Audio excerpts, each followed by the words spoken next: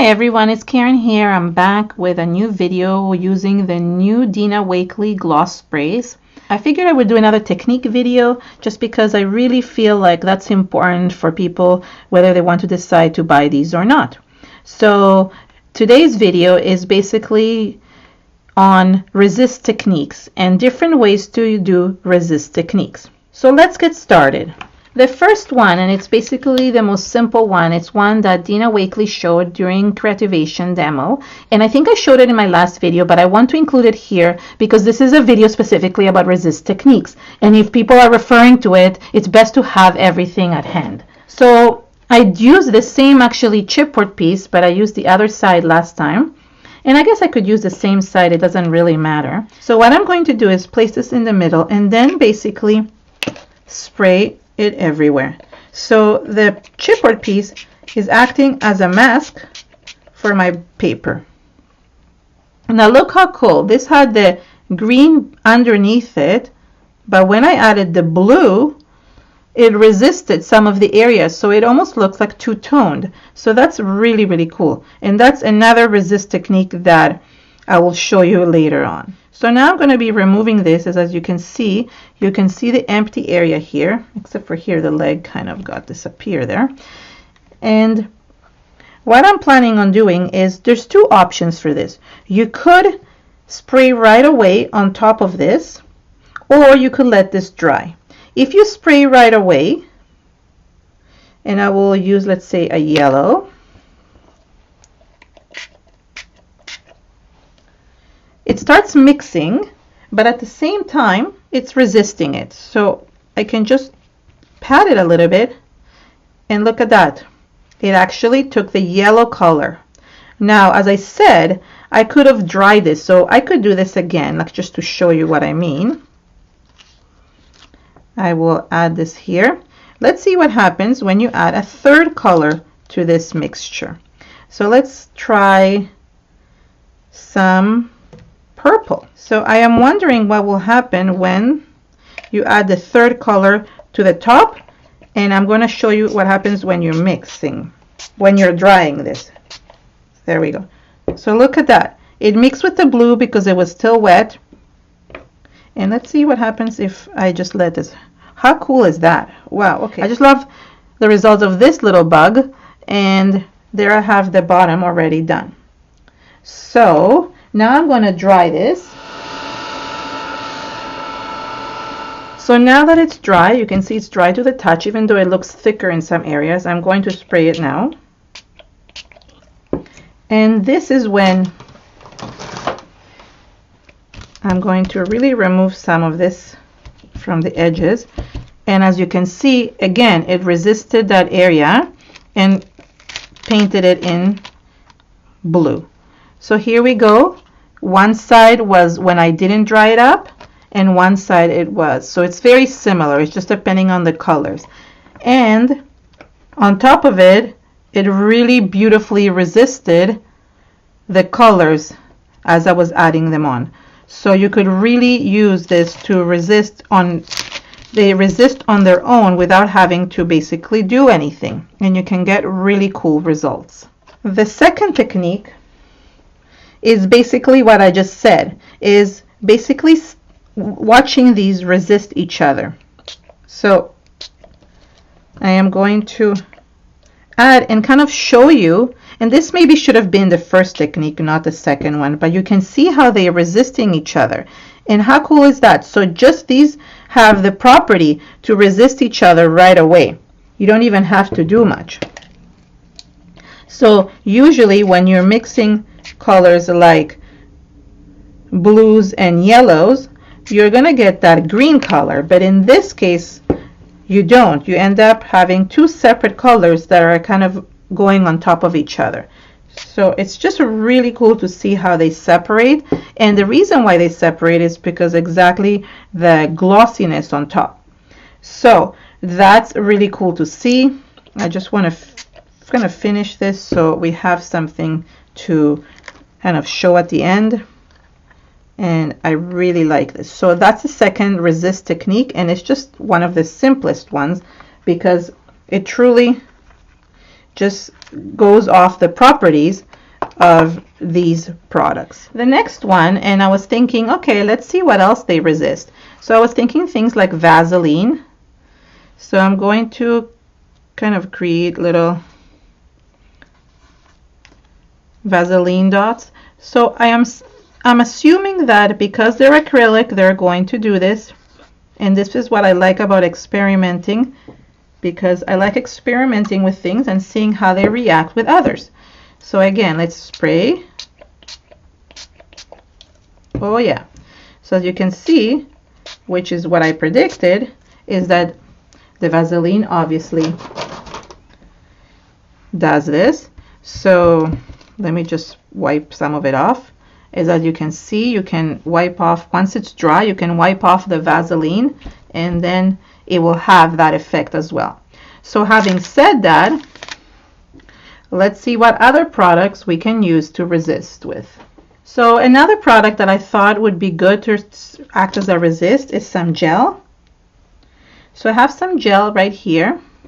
This is a gloss gel, and I'm just going to run it through this Holtz Stencil. And I'm thinking, oh, this will give a really good resist technique to my background. Okay, so I'm going to let this dry. So all I have to do is just heat set this and then add the sprays on top. So let's see now that it's dry, how it's looking, how it's resisting the gel. Ooh, it's cool. So I'm going to use just a paper towel to just dab some of it out.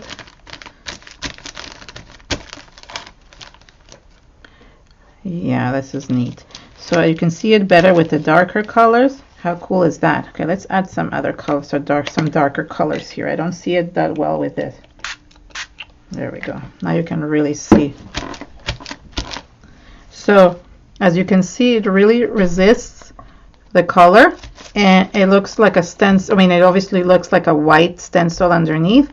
So that's really, really cool. So there's another resist technique that you can do.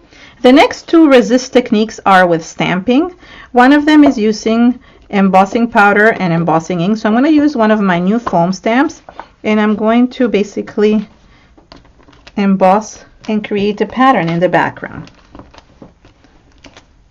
You can emboss with any color, obviously. So then I just take white or clear embossing powder. It doesn't really matter. You could also cover the page first and then add embossing powder. That works as well. In this case, I'm using Ranger white embossing powder that I've put in a container. Now I'm just going to heat set the embossing powder and then add the sprays on top. Now that it's all dry, I can go back with one of the colors and just show you how it resists the embossed area. How cool is that? It just acts as basically as a resist to any of the same properties as when you're doing embossing. So in this case, it's white. If you added a color underneath and then put clear, then it will be whatever the colors underneath. You can do it with gold, and it will just resist that as well. I'm also thinking to add a second color here to just see how it reacts with it as well. Again, just want to wipe it a little bit. So you have the two colors kind of mixed up with each other, and then it really resisted it even more with a darker color. Now, similarly to the other one with the masked bee, you can do something else where you could stamp first with this. So for example, I'll show you, this is one of my stamps. I'm going to just spray on it and just make sure that it goes everywhere. And then what I'm going to do is I'm going to stamp with it. There we go. So now it's stamped, the stamped area is there. And then you just take another color like I did before. So for example, this green, and it will resist the color. So it will stay, they will not mix with each other. And again, the same thing like what happened with the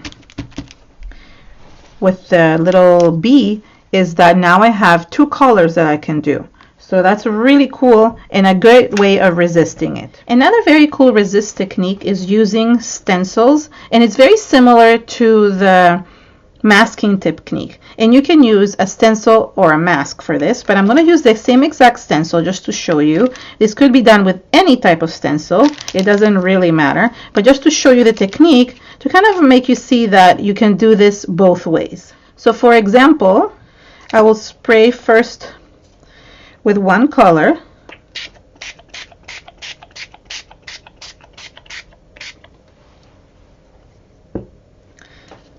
then lift it up, and that's a regular stencil technique. I mean, this usually happens with stencils, right, especially with sprays, but this is the idea of how to get it. This I was using it too close to the background, and then I'm going to dry this. So similarly to the masking and to the stamp, you can do this with the stencil as well.